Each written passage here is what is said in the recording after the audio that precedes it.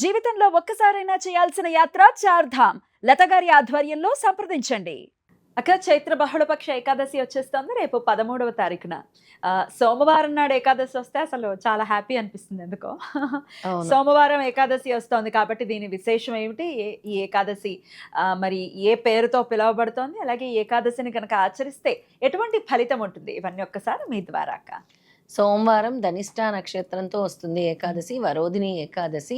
చాలా చాలా విశేషమైన ఏకాదశి. ఆరోగ్య సమస్యలు, ముఖ్యంగా ఆరోగ్య సమస్యలు ఎవరికైతే ఉంటాయో అవి తొలగటం కోసము, నరాలకు సంబంధించి కీళ్ళకు సంబంధించి కూడా ఆ రోజు ఏకాదశి వ్రతం ఆచరించడం వల్ల ఎన్నో సంవత్సరాల నుంచి చాలామంది ఆర్థరైటిస్ అని ఇలాంటి వ్యాధులతో చాలా బాధపడుతూ ఉంటారు.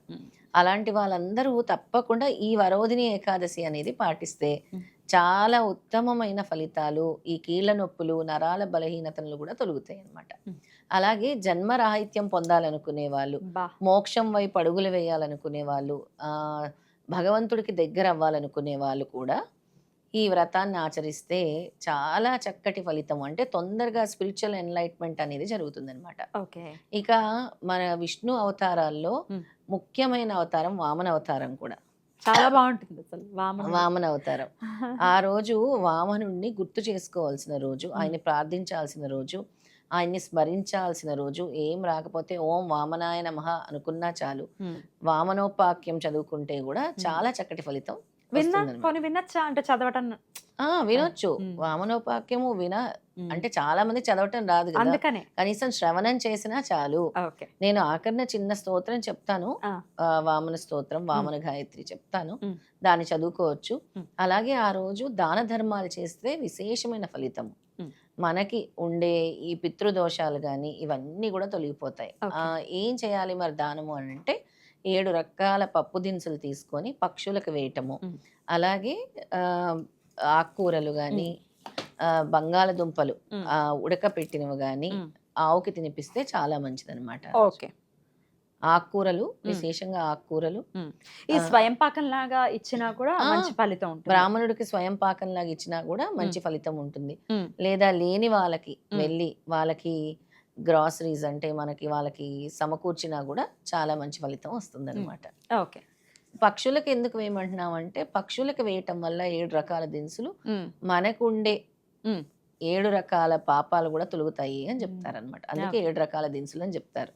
ఒక్కొక్క గ్రహానికి ఒక్కొక్క దినుసు ఉంటుంది. బుధుడికి పెసలు, శనగపప్పు, గురువుకి కందిపప్పు, మినప్పప్పు రాహుకి, అలాగే కుజుడు గురువు, అలాగే శనగలు వేసుకుంటే గురువుకి వస్తుంది మనకి. అలా 2 విధాలుగా 7 రకాలన్నమాట దినుసులు వేయటం వల్ల. బొబ్బర్లు వేస్తే శుక్రుడికి, అలా 7 రకాల పప్పు దినుసులు కూడా మీరు నానపెట్టైనా వేయొచ్చు, లేదా మామూలుగా అయినా పక్షులకు వేసేయచ్చు. ఉలవలు కూడా అలా పక్షులకి వేసినా లేదా నానపెట్టి గోవుకి తినిపించినా కూడా విశేషమైన ఫలితం వస్తుంది. 7 రకాల దినుసులు. అవును, ఈ పక్షులు లేవండి, మేము టెర్రస్ మీద వేస్తాం కానీ అవి ఎండిపోతూ ఉంటాయి తప్ప ఏవి వచ్చి తినమని చెప్తూ ఉంటారు.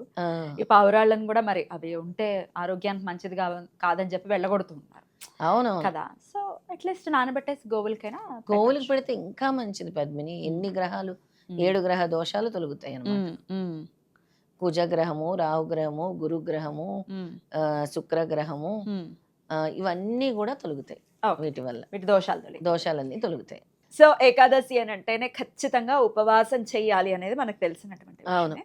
సో ఉపవాసం ఒకసారి ఉండలేని వాళ్ళు ఎలా చేసుకోవచ్చు, అలాగే మర్నాడు ఎప్పుడు భోజనం చేయొచ్చు, ఇవి కూడా ఒకసారి చెప్పండి. ఉపవాసం ఉన్న వాళ్ళు పాలన సమయం మర్నాడు ఉదయం 6 గంటల నుంచి 8 గంటల 31 నిమిషం లోపల చేయాలి పారణ. ఓకే. అలాగే వాళ్ళు చదువుకోవాల్సిన స్తోత్రం కూడా నేను చెప్తాను. తప్పకుండా. ఈ ఉపవాసము చాలా మంది నన్ను కూడా అడుగుతున్నారు, మీరు ఎలా చేస్తారు ఉపవాసం? మేము పలు వీడియోల్లో నువ్వు చేస్తావని మీరు చెప్పటం కానీ. అవును, ఇది చాలా డౌట్ అందరికి. నువ్వు ఎలా చేస్తావు చెప్పు అని అంటున్నారు. సో నేను అంటే పాలిచ్చే తల్లిని కాబట్టి, సో పొద్దున్నుంచి ఉపవాసం ఉండి రాత్రి ఉప్పుడు పిండి అని అంటాం, తెలుసు కదా, బియ్యం రవ్వతో చేస్తారు. ఉప్పుడు పిండి రాత్రి తింటాను. సూర్యాస్తమయం అయిన తర్వాత విష్ణు సహస్రనామం చదువుకున్న తర్వాత ఉప్పుడు పిండి ఎలా నిమ్మకాయ పిండుకుంటావా? లేదు, ఉత్త ఉప్పుడు పిండి, పెసరపప్పు వేసి చేస్తాను. అంతే. కొబ్బరి అమ్మ అప్పుడప్పుడు కొబ్బరి కూడా వేస్తుంది, అంతే. యాక్చువల్గా అయితే తినకూడదు, కానీ పాలు రాకపోతే పిల్లాడు ఊరుకోడు. బాలింతలు అందరూ తినొచ్చు. నేను అసలు ఉపవాసమే చేయకు అని చెప్పాను. అవును. కానీ నేను ఈ ఉపవాసం వదలనక్క, నేను ఏకాదశి ఆచరిస్తాను అని పట్టుపట్టి చేస్తున్నా. అందుకని మరి అయితే ఎవరైతే ఉప్పు పిండి లేదో వాళ్ళు ఫ్రూట్స్ స్వీకరించవచ్చు, కొంచెం పాలు కూడా స్వీకరించవచ్చు. ఇలా అల్పాహారము లేదంటే మనము సగ్గుబియ్యంతో చేస్తాం. సగ్గుబియ్యం అది ఉప్మా. మెయిన్‌గా ఉపవాసంకే చేసుకుంటారు. ఓకే. సగ్గుబియ్యం ఉప్మా కూడా స్వీకరించవచ్చు. రైట్, అలా కూడా చేయొచ్చు. అలా చేయొచ్చు. అద్భుతం అక్క. వామనోపాఖ్యానము అటు భాగవతంలో ఉత్కృష్టమైనటువంటి ఘట్టం అని చెప్పటంలో అవును. ఎటువంటి సందేహం లేదు. ఇంతింతై వటుడింతై నభో వీధి పైనంతే అని చెప్పి అసలు ఆయన అలా అలా ఎదుగుతూ ఉంటే ఆ విజువల్ వచ్చేస్తుంది అసలు. అవును. మనకి ఇలా కళ్ళెదురుగా ఉన్నట్టే ఉంటుంది. కనపడతాడు. మరి వామనుడికి సంబంధించి ఆ స్తోత్రం చెప్తా అన్నారు కాబట్టి ఒకసారి చెప్పండి. తప్పకుండా పద్మిని. వామన గాయత్రి మంత్రం అంటాము. ఓం విక్రమాయ విద్మహే విశ్వరూపాయ ధీమహి తన్నో వామన ప్రచోదయాత్ అని చదువుకోవచ్చు. గాయత్రి. దీంతో పాటు ఓం వామనాయ నమః అని కూడా చదువుకోవచ్చు. ఈ గాయత్రి మంత్రం చదవటం వల్ల మనకి రక్షణ, ముఖ్యంగా ఇందాక చెప్పాను కదా, ఆధ్యాత్మికంగా భగవంతుడికి చాలా దగ్గర అవుతాము. మనకి ఏవైతే జీవితంలో అబ్స్టెకల్స్ వస్తున్నాయో, ఓవర్కమింగ్ అబ్స్టెకల్స్, వాటిని తొలగించడం కోసం కూడా ఓం వామనాయ నమః అని చదవటం వల్ల రోజు మనకి జ్ఞానం వస్తుంది. జీవితంలో కరెక్ట్ పాత్ కూడా వస్తుంది అనమాట. Right path. రైట్ అక్క. సో ఎన్నిసార్లు ఈ గాయత్రి చేయమంటారు? 108 సార్లు. మామూలు ఓం వామనాయ నమః అనేది 108 సార్లు. గాయత్రి 21 సార్లు చేస్తే సరిపోతుంది. 21 సార్లు. అలాగే ఏ రాశికి ఏమి దానం ఇవ్వాలో కూడా చెప్తాను ఓ, నేను ఈ ఏకాదశి నాడు. ఈ ఏకాదశి నాడు. మరి రాశి అంటున్నారు కాబట్టి మరి ముందుగా మేష రాశి వాళ్ళు ఏం దానం చేసుకోవచ్చు? మేషరాశి వాళ్ళు బెల్లము శనగపప్పు ఇస్తే చాలా మంచిది ఈ ఏకాదశి రోజు. వాళ్ళ శక్తి కొద్ది ఇచ్చేయచ్చు. కిలో ఇవ్వచ్చు, అరకిలో ఇవ్వచ్చు. వాళ్ళు ఎంత అంటే అంత. గుళ్ళల్లో గానీ లేకపోతే ఇలా మన పీఠంలో కానీ అలా కూడా ఇవ్వచ్చా? పీఠంలో, గుళ్ళలో, అనాథాశ్రమాల్లో, వృద్ధాశ్రమాల్లో, గోశాలల్లో కూడా ఇవ్వచ్చు. వృషభ రాశి. వృషభ రాశి వాళ్ళు yellow flowers, white colour sweets okay, ఆ రోజు ఇస్తే చాలా మంచిది. ఎల్లో అంటే గురువుకి చాలా ప్రీతి కదా. హ. అలాగే వైట్ స్వీట్స్. మిథున రాశి. తులసి ఇస్తే చాలా మంచిది. తులసి మాల ఇస్తే ఇంకా మంచిది. కర్కాటక రాశి. ఆ రోజు వాళ్ళు తులసి జపమాల ఎవరికైనా ఇచ్చినా చాలా మంచిది. అద్భుతం. తులసి జపమాల. కర్కాటకం. పాలు పెరుగు ఇస్తే మంచిది. కర్కాటకం వాళ్ళు. సింహరాశి. సింహరాశి వాళ్ళు రాగి పాత్ర డొనేట్ చేస్తే చాలా మంచిది. ఎందుకంటే ఈ సంవత్సరం సింహరాశి వాళ్ళకి బాలేదు కదా. ఈ ఏకాదశి రోజు ముఖ్యంగా వెళ్ళి రాగి పాత్ర దానం ఇస్తే దేవాలయాల్లో చాలా మంచిది. విష్ణు సహస్రనామము వింటే లేదా చదివితే కూడా మంచిది. శ్రవణము, పారాయణము. కన్యా రాశి.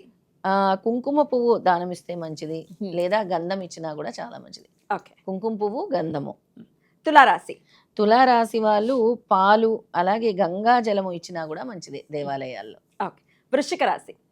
వృశ్చిక రాశి వాళ్ళు తేనె, పెరుగు ఇస్తే చాలా మంచిది. ధనస్సు రాశి. ధనస్సు రాశి నా రాశి వాళ్ళు నీకు ఎల్లో పువ్వులు మాకు ఎల్లో బట్టలు ఇమ్మని చెప్పారు. మాకు ఎల్లో బట్టలు అలాగే స్వీట్స్ డొనేట్ చేయమని చెప్తున్నారు. మకర రాశి. మకర రాశి వాళ్ళు విష్ణు చాలీసా చదవాలి. ఆ రోజు ఎవరికైనా ఒక దుప్పటి దానం ఇస్తే మంచిది. దుప్పటి ఎవరికైనా. కుంభరాశి. వాళ్ళు కూడా శనగపప్పు దానం ఇస్తే చాలా మంచిది. ఇక మీనరాశి. మీనరాశి వాళ్ళు ఎల్లో ఫ్లవర్స్, ఎల్లో స్వీట్స్ ఇస్తే మంచిది. అద్భుతం. చాలా చక్కగా చెప్పారు. చక్కటి తరుణోపాయం. మనకి మనం పెద్ద ఖర్చు పెట్టేసే పనేమీ లేదు. ఎల్లో కలర్ చామంతులు ఒక 100 గ్రాములైన ఎల్లో చామంతులు చక్కగా ఉంటాయి, హాయిగా ఇవ్వగలం. చక్కగా ఎవరు రాసిన బట్టి వాళ్ళు దానం చేసుకుని, అంటే అయ్యో ఉపవాసం చేయలేకపోతున్నామే మా పరిస్థితి ఏంటి అనుకుంటే ఇట్లా చక్కగా ఇలా చేసుకోవచ్చు. పైగా మనకి ఏంటి కాలం కలిసి రావట్లేదు అంటే ఇలాంటి ఏకాదశి తిథులు ఇలా ఆచరించడం వల్ల, ఇలా పారాయణాలు చేసుకోవటం వల్ల స్వామి మనకి వెంటనే అవన్నీ కూడా తొలగిస్తారు, అడ్డంకులన్నీ కూడా. అద్భుతం. అలా తొలగించాలి. ఈ వరుధిని ఏకాదశి నుంచి కూడా మన వాళ్ళకంతా చాలా మంచి జరగాలని మనస్ఫూర్తిగా కోరుకుంటూ చాలా బ్యూటిఫుల్గా ఎక్స్ప్లెయిన్ చేశారక్క. కృతజ్ఞతలు. నమస్తే అక్క. నమస్తే.